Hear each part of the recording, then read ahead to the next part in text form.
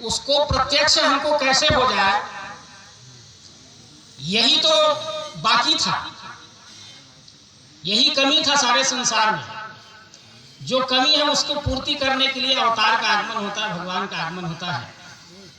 भगवान श्री मानंद जी चैतन्य ने कुछ ही लाइनों में बहुत सुंदर बात कह दी कि मेरे भक्तों ने जो गाया आनंद, जिसे दिखाने आया मायानंद। कहने में कोई कमी नहीं है।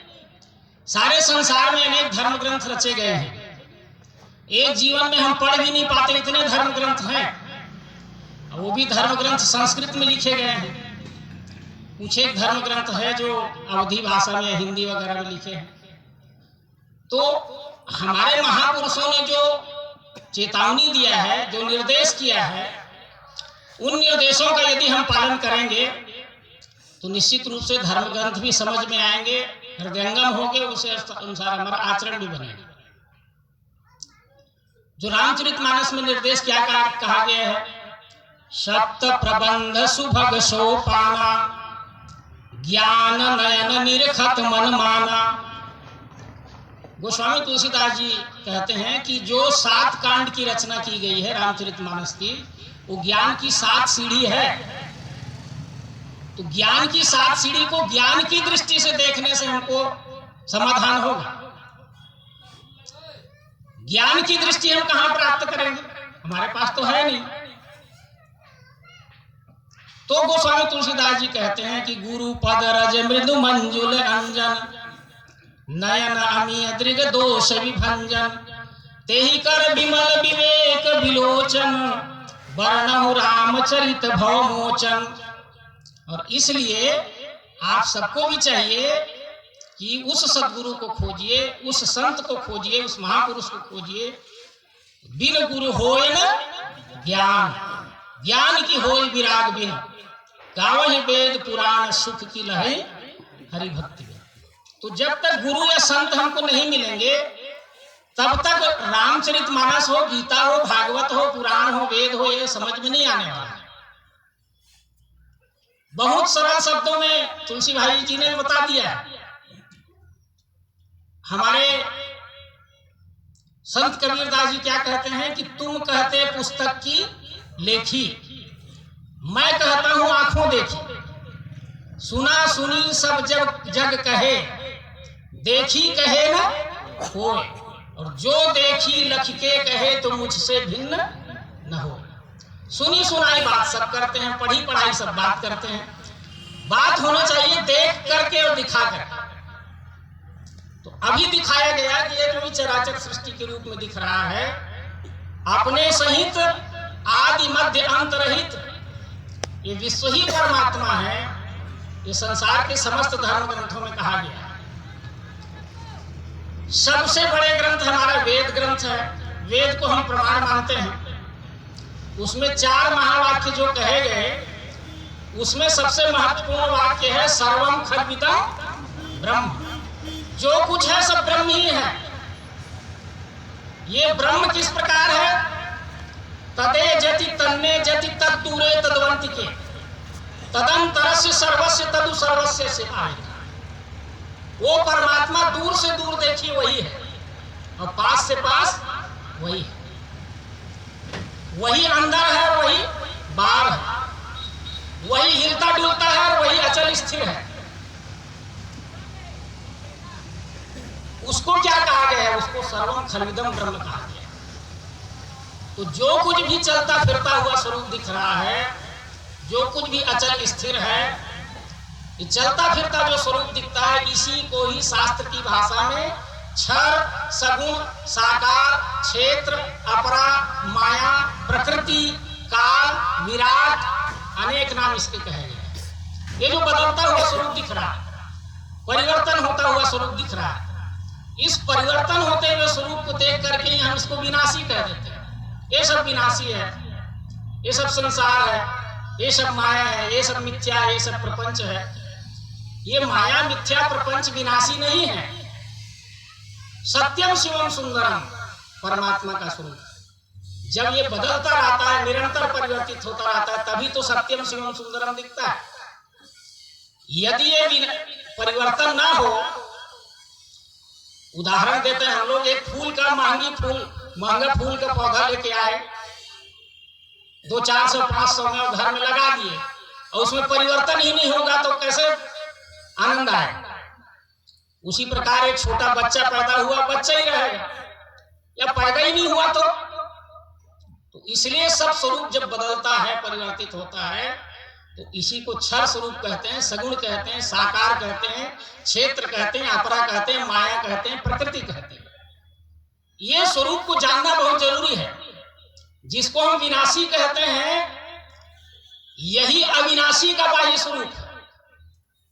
अस्तित्व का, जिसको अक्षर आत्मा कहते हैं, अक्षर निर्गुण निराकार आत्मा जिसको हम कहते हैं, उसी का ही तो बाह्य स्वरूप है। इसको अनेक तरह से समझाया गया। आद्य शंकराचार्य जी कहते हैं, सुवर्णात् जायमानस्य सुवर्णत्वं च शाश्वतम, ब्रह्मणो जायमानस्य ब्रह्मत्वं च तथा भवेत्। जिस प्रकार सोने से बनी हुई वस्तु सोने से भिन्न नहीं होती, उसी प्रकार परमात्मा से बनी हुई चराचर सृष्टि परमात्मा से भिन्न नहीं है।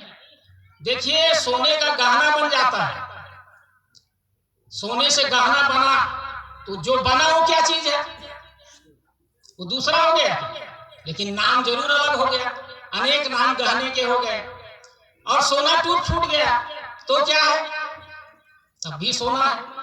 बना तब भी सोना है, बन के कुछ समय रहा तब भी सोना है, और बिगड़ गया तब भी सोना। इसी प्रकार ये चराचर सृष्टि कितनों भी बदले, कितनों भी परिवर्तित हो, यतो इमानि भूतानि जायन्ते, जहां से चराचर सृष्टि की उत्पत्ति होती है, होती आई है, होती रहेगी। येन जातानि जीवन्ति यत् प्रत्यक्षं संविशन्ति तत् ब्रह्म इति तद् जिज्ञासस्व। तो जहां हम सबका जन्म हुआ है, जहां हम सब हैं, जहां हम सबका विलय होता है, वही ब्रह्म है, वही परमात्मा है, जो ये चराचर सृष्टि के रूप में दिख रहा है। विश्व परमात्मा है, पर विश्व में दो भाव हैं, जिसको हम सगुण साकार और निर्गुण निराकार कहते हैं। परमात्मा दो नहीं है, परमात्मा के स्वरूप दो हैं। इस स्वरूप को नहीं जानने के कारण कुछ लोगों ने परमात्मा को निर्गुण निराकार मान लिया, कुछ लोगों ने परमात्मा को सगुण साकार मान लिया। इसी में झगड़ा चल रहा है सारी दुनिया। परमात्मा सगुण साकार है कि निर्गुण निराकार है? अब दो बात खड़े हो जाएंगे। कुछ लोग कहेंगे परमात्मा सगुण साकार है, कुछ लोग कहेंगे निर्गुण निराकार है। इसका जब समाधान नहीं होता, तभी तो अनेक मतपन संप्रदाय बनते हैं, तभी तो धर्म भूल जाता है। इसीलिए रामचरितमानस में गोस्वामी तुलसीदास जी कहते हैं कि कलिमल से धर्म सब लुप्त भय सदग्रंथ, दम्भिन निज मति कल्पि करि प्रगट कीन बहु पंथ, भय लोग सब मोह बस लोभ ग्रसे शुभ कर्म, सुनो हरि जान ज्ञान निधि कहूं कछुक कलि धर्म। कलिमल ग्रसे धर्म सब, धर्म जो एक ही है, अब वो धर्म हो गया।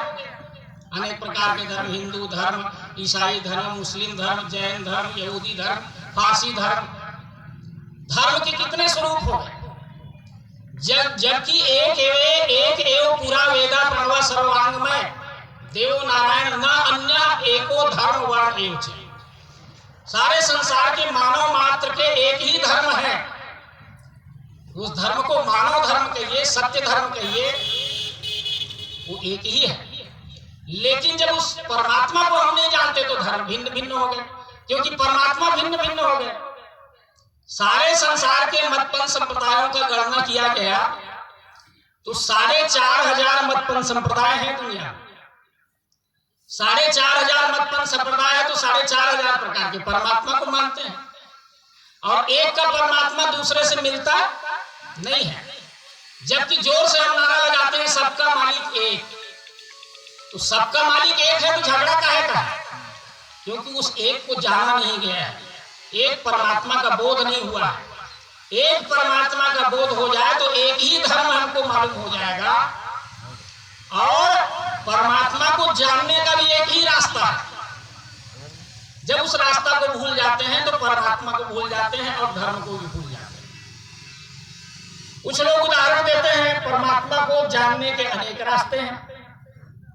उदाहरण देते हैं, जैसे हमको चकरभाठा आना है तो किसी भी रास्ते से आ सकते हैं, पूर्व से, पश्चिम से, उत्तर से, दक्षिण से, किसी भी रास्ते से आ सकते हैं। हम जप करके परमात्मा को जान सकते हैं, तप करके जान सकते हैं, योग करके जान सकते हैं, यज्ञ करके जान सकते हैं, उपवास रह के जान सकते हैं, पूजा करके जान सकते हैं, पाठ करके जान सकते हैं। ये अनेक रास्ते लोग बताते हैं, लेकिन ये क्या है? परमात्मा को जानने के पश्चात होने वाले सब क्रियात्मक कर्म। परमात्मा को जानना पहले है। हमारे उपनिषदकारों ने इसीलिए कहा कि तमेव विदित्वाति मृत्युमेति न अन्य पंथा विद्यते ऐना। परमात्मा को जानना ही एकमात्र रास्ता है। अब इसके एक बहुत सुंदर उदाहरण दिया, कबीरदास जी की ही बात है, भैया जी ने बताया। जैसे हम चकरभाठा में ही है और चकरभाठा को खोज रहे हैं, तो उसके लिए क्या रास्ता है? बताइए कोई रास्ता, क्या रास्ता है उसके लिए? 10 5 कुछ रास्ता है? हम पूछेंगे भाई चकरभाठा कहाँ है, तो बताने वाला कहेगा जहां तुम हो तो चकरभाठा, ये जानकारी हो जाना है। इसी प्रकार परमात्मा कोई अलग स्थान में नहीं है जिसके लिए रास्ता है। जहां हम हैं क्या, हम भी उसी के स्वरूप हैं, ईश्वर अंश जीव अविनाशी। तो हमको जानना है कि यही परमात्मा है और उसके हम अभिन्न अंश हैं। ये जानना बहुत जरूरी है। जब ये जानकारी हो जाता है कि ये चराचर सृष्टि परमात्मा स्वरूप है, हम उसके अभिन्न अंश हैं, तो इसको चाहे रास्ता कहें चाहे कुछ भी कहें, जानना है कुल मिला के। जाने बिन न होई प्रतीति, बिन प्रतीति होई नहीं प्रीति, प्रीति बिना नहीं भक्ति निधाई, जिमें खगेश जल की चिकना है। जानने की विधि दिव्य दृष्टि है, जो भगवान श्री महानंद जी चैतन्य ने हमारे समक्ष प्रस्तुत किया। और वो दिव्य दृष्टि के द्वारा ये प्रत्यक्ष दिखता है कि जो कुछ भी दिख रहा है ये परमात्मा का स्वरूप है। यहाँ ऐसा भ्रम हो जाता है कि भाई जिसको परमात्मा का स्वरूप दिखता होगा तो सबके चेहरे में भगवान कृष्ण का चित्र दिखता होगा, भगवान राम का चित्र, ऐसी कुछ बात ही नहीं है। जो कुछ भी स्वरूप है उसी का है। अभी साइकिल का बहुत सुंदर उदाहरण दिया गया। साइकिल कैसा दिखता है? हमारे मन के अनुसार दिखता है कि जैसा है वैसा दिखता है। हैंडल सरी का दिखता है, सीट सरी का दिखता है, चक्का सरी का दिखता है, तब भी वो साइकिल है। उसी प्रकार आकर 4,84,000 जाति जीव जल थल नवासी सिया राम में सब जग जानी, करो प्रणाम जोड़ दुख पानी। भगवान श्री कृष्ण से अर्जुन पूछते हैं, गीता के 10वें अध्याय को देखिए। 10वें अध्याय में बहुत सुंदर विभूति वर्णन है। भगवान श्री कृष्ण अर्जुन को बतलाते हैं कि संपूर्ण विश्व के जलचरों में मैं हूं, पर मकर मेरी विभूति है। संपूर्ण विश्व के पेड़ पौधे में हूं, पर पीपल मेरी विभूति है। संपूर्ण मनुष्यों में मैं हूं, पर राजा मेरी विभूति है। संपूर्ण स्थावरों में मैं हूं, पर हिमालय मेरी विभूति है। अब कितना बताएंगे भगवान श्री कृष्ण? अंत में कहते हैं कि अथवा बहुनेतेन किम ज्ञातेन तवार्जुन विष्टव्याहमिदं कृष्णम एकांशेन स्थितो जगत्। और अधिक जानने से अर्जुन प्रयोजन क्या तुझे? इतना ध्यान में लेना कि मैं ही संपूर्ण विश्व है। और क्या क्या बताऊं कि इसमें भी उसमें भी उसमें, और मैं ही संपूर्ण विश्व है। तो अर्जुन को समझ में नहीं आया। 11वें अध्याय में प्रश्न करते हैं कि आपने अपना भगवान यह जो वर्णन है किया, सो सत्य ईश्वरी स्वरूप देखूं इच्छा मुझे हुई, वह मैं देख सकता हूं। यदि ये आपको जचे तो श्री कृष्ण मुझे दिखावें आत्मरूप। प्रभु आप उस स्वरूप को दिखाने में यदि सक्षम है और मैं भी देख सकता हूं, तो मुझे परमात्मा स्वरूप का दर्शन कराइए। तो भगवान कृष्ण तुरंत उत्तर देते हैं। देखिए 11वें अध्याय को पढ़िए गीता के। पश्य में पार्थ रूपाणी सततो अथ सहस्त्रशः नाना विधान दिव्यानी नाना वर्ण प्रतीन चाहिए। देख ले पार्थ तू मेरे अनंत स्वरूप है, अनेक भांति के दिव्य अनेक रंग रूप के। हम ये समझते हैं कि भगवान कृष्ण ने अपना स्वरूप बहुत बड़ा कर लिया, पद पाताल में चला गया, शीश अजधामा में चला गया, चारों तरफ फैल गया उसका उनका शरीर भगवान श्री कृष्ण का। तो भगवान श्री कृष्ण अपना स्वरूप बढ़ाएंगे तो सबको दिखेंगे, और छोटा स्वरूप सबको दिख रहा है तो बड़ा स्वरूप क्यों नहीं दिखेगा? तो अब दूसरा महत्वपूर्ण बात आ गया, अर्जुन को इस बात में समझ में नहीं आया। भगवान श्री कृष्ण ने कहा कि पश्चिमे पार्थ रूपाणी सत्वत सहस्त्र स नाना विधान दिव्यानी नाना वर्ण कृति, जो कुछ भी अनंत स्वरूप में दिख रहा है यही तो मेरा स्वरूप है, यही तो परमात्मा है।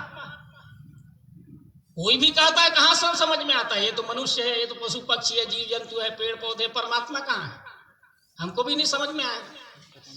तब भगवान श्री कृष्ण ने कहा कि दिव्यम ददामि ते चक्षु पश्चिमे योगमैश्वरम, मैं तुझे दिव्य दृष्टि दूंगा तब तू मुझे समझ सकता है, तब तू मुझे जान सकता है।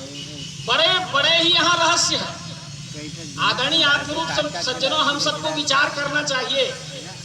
हम भगवान श्री कृष्ण को प्राप्त करना चाहते हैं, भगवान राम को प्राप्त करना चाहते हैं। भगवान कृष्ण सामने खड़े हैं अर्जुन के, तब भी तो उनको समझ में नहीं आ रहा। उनको दिव्य दृष्टि की जरूरत पड़ी कि नहीं पड़ी? हमको क्यों जरूरत नहीं है? हमको दिव्य दृष्टि क्या है इसको समझना बहुत जरूरी है। और जिसको हम दिव्य दृष्टि कहते हैं, जिसको अनन्य योग कहते हैं, जिसको पुरुषोत्तम योग कहते हैं, जिसको समत्व योग कहते हैं, जिसको तत्व दर्शन कहते हैं, जिसको अध्यात्म विद्या कहते हैं, जिसको विज्ञान योग कहते हैं, उसका एक ही अर्थ है परमात्म दर्शन की विद्या। उस परमात्म दर्शन की विद्या को जब तक हम प्राप्त नहीं करेंगे तो परमात्मा सामने खड़े होते हुए भी हमको समझ में नहीं आएगा। तो भगवान कृष्ण ने दिव्य दृष्टि दी, ये बता दिया। वहां पर अन्य अध्याय में भगवान श्री कृष्ण कहते हैं कि यथाभूत पृथक भाव एकस्थम अनुपश्यति ततएव च विस्तारम ब्रह्म संपद्यते तथा। ये जो खंड खंड दिख रहे हैं, भिन्न भिन्न दिख रहे हैं, अलग अलग दिख रहे हैं, इसमें अभिन्नता का दर्शन हो जाना ही ब्रह्म को प्राप्त करना है। तो वही तो यहां बताया जाता है। हम सब इस वस्तु से लेकर के, रखे हुए अधिष्ठान से लेकर के, यद यद पिंडे तत्तद ब्रह्मांडे स यश्चायं पिंडे यश्चा वा ब्रह्मांडे स एकः यो पिंडे ब्रह्म विदु ते विदु पारमेष्टिनम पिंडे सोई ब्रह्मांडे जान मान सरोवर कर स्नान सोहम हंसा का कर जाप तो कहे कबीर पुण्य। जो वह है वही मैं हूं, सोहम सह अहम अस्मि, सोहम अस्मिति वृत्ति खंडा दीप शिखा सोई परम प्रचंडा आत्म अनुभव सूक्ष्म प्रकाश। तो हम 10-12 खंड बतलाते हैं। रूप भाव से देखिए संपूर्ण विश्व अखंड है, रस भाव से देखिए संपूर्ण विश्व अखंड है, गंध भाव से देखिए संपूर्ण विश्व अखंड है, शब्द भाव से देखिए शब्द स्पर्श रूप रस गंध भाव से संपूर्ण विश्व अखंड है, गुण भाव से देखिए सत्वगुण रजोगुण तमोगुण भी संपूर्ण विश्व में न तदस्ति पृथिव्याम व दिव्य देवेषु वा पुनः सत्वम प्रकृतिर्जय मुक्तिया स देवी त्रिगुण। इस प्रकार अखंड देखना होता है, इसी का नाम दिव्य दृष्टि। इसी का नाम दूसरा नाम दिया गया सर्वांग योग। जीव के समस्त अंगों का योग विश्वरूप से है, ये बात हम नहीं जानते हैं। यही जनाने की युक्ति भगवान देते हैं, अवतार देते हैं। अपने सहित आदि मध्य अंतरहित जो संपूर्ण विश्व है, इसको 10 भावों से अखंड रूप से देखना है, जानना है। सहस्त्र शीर्षः पुरुषः सहस्त्र अक्ष सहस्त्र पाद सभूमिम विश्वतो वृत्वात् अत्यतिष्ठित दशांगुलम। उस परमात्मा के अनंत सिर हैं, अनंत हाथ है, अनंत पेट है, अनंत पीठ है, अनंत नेत्र हैं, पर 10 भावों से संपूर्ण विश्व में वो स्थित हैं। वो 10 भाव यहां दिखाया जाता है। एक है रूप, रूप का अर्थ है अग्नि तत्व, संपूर्ण विश्व में अग्नि तत्व रूप भाव से दिख रहा है। एक है जल तत्व, रस भाव से संपूर्ण विश्व में स्वाद भाव से जल तत्व का ही दर्शन हो रहा है। शब्द भाव से आकाश तत्व का दर्शन हो रहा है। गंध भाव से पृथ्वी तत्व का दर्शन हो रहा है। रस भाव से जल तत्व का। तो शब्द स्पर्श रूप रस गंध, एक 5 तत्व संपूर्ण विश्व में लबालब भरा हुआ है। एक सुई के अग्रभाग भी ऐसा जगह नहीं मिलेगा कि जहां ये 5 तत्व ना हो। ये 5 तत्व ही परमात्मा का बाह्य शरीर है, जैसा हमारा शरीर है। इसी को श्रीमद् भागवत में कहा गया है, खम वायु अग्निम सलिलम महिंच ज्योतिंस सत्वानि दिशो द्रुमादीन सरित समुद्रांश हरे शरीरम यत्किंच भूतम तड़वेदन। पृथ्वी जल अग्नि वायु आकाश प्रकाशवान चीजें जितने हैं, एक छोटे से गड्ढे से लेकर समुद्र तक, एक छोटे से लता से लेकर के विशाल वृक्ष तक, ये संपूर्ण विश्व ही परमात्मा का स्वरूप है। तो यही तो परमात्मा का स्वरूप है, लेकिन 10 भावों से इसको जाना जाता है। तो 10 भाव यहाँ जो दर्शन कराया जाता है उसी को लोग नहीं समझना चाहते, जो संपूर्ण संसार के सारे धर्म ग्रंथों का सारभूत सिद्धांत है। 5 ज्ञानेंद्रिय से 5 तत्व का दर्शन हो ही रहा है, लेकिन तत्व रूप से हम इसको नहीं जानते थे, सबको दिख ही रहा है। गुण भाव से, त्रिगुण भाव से, सप्तगुण, रजोगुण, तमोगुण भाव से संपूर्ण विश्व में 3 गुण दिख रहा है। न तदस्ति पृथिव्याम व दिव्य देवेषु वा पुनः सत्वम प्रकृतिर जैर मुक्ति आशा देवी त्रिगुण। ये 5 तत्व और 3 गुण, इन सबकी समुच्चय व्यवस्था का नाम ही गुण युक्त होने से इसे ही सगुण कहते हैं। इसी बात को नहीं जानते, बाकी सब जानते हैं। रामचरितमानस में इसीलिए गोस्वामी तुलसीदास जी ने बहुत दृढ़ता से कहा, जाके अगुण न सगुण विवेका, जल्पहि कल्पित बाद अनेका, बातुल भूत विवश मतवारे, ए नहीं बोलहि वचन सम्हारे, तिनकर कहा करिए नहीं काना, जिन कृत महामोह मद पाना। बड़ी बात कह दी गोस्वामी तुलसीदास जी। जो मोह रूपी मद पिया हुआ है वो सगुण निर्गुण के बारे में बकवाद करते हैं, खुद नहीं जानते हो, सारी दुनिया को फंसा रहे हैं। तो सगुण साकार किसको कहते हैं? यत गुणे सह वर्तमानम तत् सगुणम। 5 तत्व और 3 गुण की समुच्चय अवस्था का नाम सगुण है, और जो सगुण साकार है यही संपूर्ण विश्व के रूप में दिख रहा है। ये 5 तत्व 3 गुण कहाँ नहीं है, यही तो सगुण साकार है। और ये 5 तत्व 3 गुण जिस आधार पर है उसको कहते हैं अक्षर निर्गुण निराकार। अक्षर निर्गुण निराकार, अक्षर अस्तित्व के आधार पर संपूर्ण विश्व का दृश्य दिखता है। उसको दूसरे शब्दों में एक बहुत सुंदर शब्द दिया गया है। भगवान श्री मायानंद जी चैतन्य सारे संसार के महत्वपूर्ण शब्दों को, जो वेद जो है वो 1 लाख श्लोक में लिखे गए हैं, चारों वेद। 1 लाख श्लोक को भगवान श्री कृष्ण ने 700 श्लोक में समेट दिया गीता के रूप में, और जो 700 श्लोक है उसको 59 श्लोक में सर्वांग योग के रूप में बनाया गया है। वेदों के नेति का शेष वस्तु की उपलब्धियों, उसी का भास सर्वत्र हो रहा दृश्य मात्र में। शेष कहते हैं बचत को।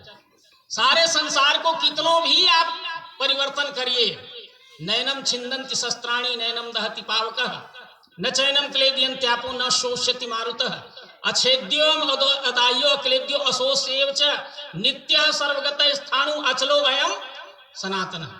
सारे संसार के एक तिनका को भी समाप्त नहीं किया जा सकता, वो शेष बच ही जाता है। उस शेष को ही अक्षर आत्मा कहते हैं, आत्म तत्व। किसी भी चीज को आप बदलिए, अभी बताया गया ये 5 तत्व के रूप में पहले था, 5 तत्व परिवर्तित होकर के गन्ना बना, गन्ना से रस बना, रस से गुड़ बना, गुड़ से शक्कर बना, शक्कर से बतासा बन गया, बतासा को खा लेंगे तो रस रक्त के रूप में परिवर्तित हो जाएगा, अंतिम धातु बनेगा, शुक्राणु के रूप में वो आदमी भी बन जाता है।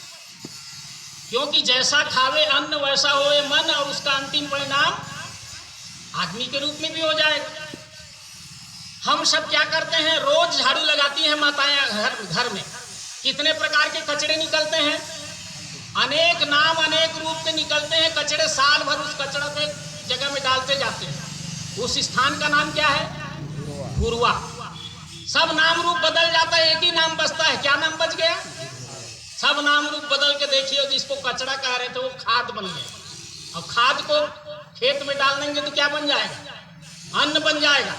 पपीता में डाल देंगे तो पपीता बन जाएगा, मिर्ची में डाल देंगे तो मिर्ची बन जाएगा। उसी को हम खा करके, और सप्त धातु को इतना जो बोल रहे हैं, किसके बल पे बोल रहे हैं? जीवों में अन्न के द्वारा ये तीनों स्थूल रूप से कब बात बने पित्त वेग से कूदने लगे। इसी से स्थूलता पाई स्वरूप बोध के लिए, और मन बुद्धि अहंकार बन के कार्य हैं। जो हम बोल पा रहे हैं वो खाद है, जिसको हम फेंक दिए। तो जिसको हम कचरा कहते हैं वो खाद बन जाता है, खाद अन्न बन जाता है, और अन्न आदमी बन जाता है। तो सारा संसार का स्वरूप जो है वो बेकार नहीं है, कोई चीज गड़बड़ नहीं है, सब चीज महत्वपूर्ण है। और उसका अस्तित्व जो है, अस्तित्व के ऊपर सारा खेल दिख रहा है। क्षर अक्षर, सगुण निर्गुण, साकार निराकार, ये द्वय भाव में संपूर्ण विश्व के लोग लड़ रहे हैं। अंततः उसका नाम सदगुरु बतला देते हैं, नाम है उसके आगे जान के बुद्धि। जहाँ लय को प्राप्त होती है वही सतरूप जानना, वही है अपना रूप पुरुषोत्तम भाव से महिमा सतगुरु किए निज बोधार्थ है कही। मोरे मत बड़ नाम दूते, अगुण सगुण दोई ब्रह्म स्वरूपा, अकथ अगाध अनादि अनूपा, मोरे मत बड़ नाम दूते, किए जे युग निज बस निज बूते। नाम बड़ा है। नाम किस चीज को धारण किया हुआ है? सगुण निर्गुण, साकार निराकार, क्षेत्र क्षेत्रज्ञ, दोनों भावों को धारण करने वाला नाम है। वो नाम विश्वरूप परमात्मा है। ये विश्वरूप परमात्मा और नाम से बड़ा है वस्तु, जिसको कहते हैं वस्तु, तेरे सिवाय कुछ भी नहीं। वस्तु का मतलब होता है वस्तु। ये विश्व एक वस्तु है, विश्व वस्तु। विश्व वस्तु का नाम परमात्मा है, खुदा है, गॉड है, जो भी नाम दें। तज्ञ कृतज्ञ अज्ञता भंजन, नाम अनेक अनाम निरंजन, इसी का नाम दिया गया परमात्मा, या खुदा कहें, गॉड कहें, जो भी नाम दें। इस परमात्मा के बदलते हुए स्वरूप का नाम सगुण है, साकार है, क्षेत्र है, अपरा है, माया है, प्रकृति है।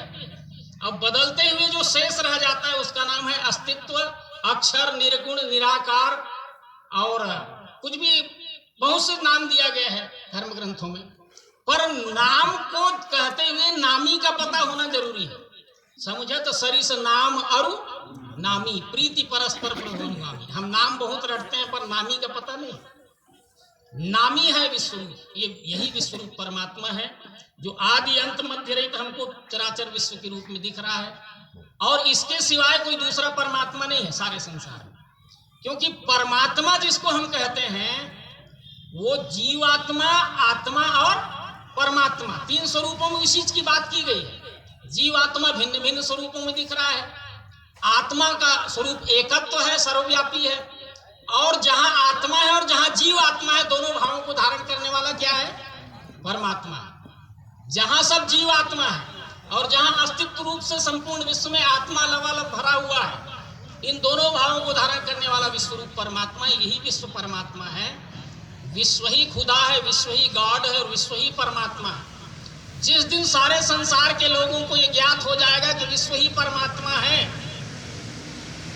तो हमारे मुस्लिम समुदाय के लोग कहते हैं, उनके जो ग्रंथ है जिसको हम कहते हैं कुरान कहते हैं, पाके कुरान, पाक कुरान। कुरान में क्या लिखा है? जमी, आसमां, आग, हवा और आब, ये पांच तत्व है संपूर्ण विश्व में। जो पांच तत्व हम कहते हैं वो भी कहते हैं जलालियत, हिरस्यत और कमालियत। जलालियत माने तमोगुण, हिरस्यत माने रजोगुण और कमालियत माने सत्वगुण।